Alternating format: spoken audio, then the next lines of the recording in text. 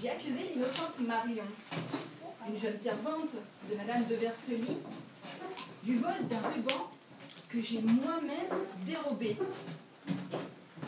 Non seulement Marion était jolie, mais elle avait aussi une fraîcheur digne des jeunes filles des montagnes.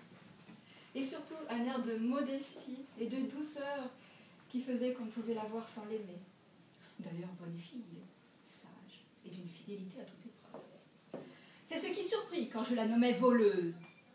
L'on n'avait guère de confiance en moi, on n'avait guère plus de confiance en moi qu'en elle. Et l'on jugea qu'il importait de vérifier quel était le fripon des deux. On la fit venir. L'assemblée, toute l'assemblée était présente. Elle arrive, je lui montre le mouchoir, je la charge effrontément. Elle reste interdite, se tait, me jette un regard désarmé, à fondre tous les cœurs, y compris le mien, barbare ô combien.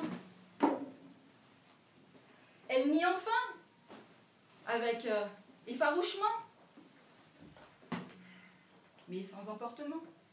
Alors elle essaie de m'apostropher, elle essaie de comprendre.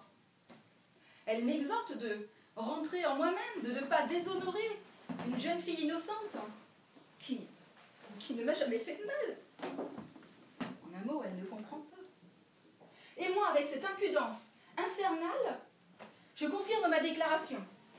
Je lui soutiens en face que c'est elle qui m'a volé ce mouchoir. La pauvre fille se met à pleurer et me dit ces mots.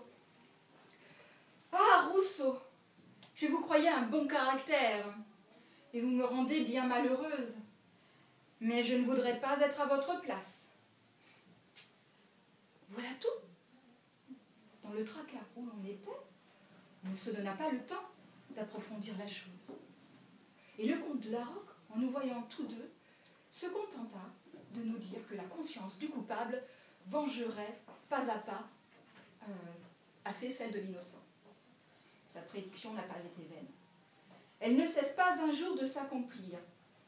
100 fois, je connus l'expérience, non plus comme à l'injustice subie, mais celle ô combien plus douloureuse comme l'injustice commise. Ce poids est donc resté très longtemps en moi, sans allègement, sur ma conscience. Alors, à cette époque, je m'essaie à maintes occupations. Je deviens laquais, je deviens séminariste, je deviens secrétaire d'un prêtre escroc, je deviens musicien.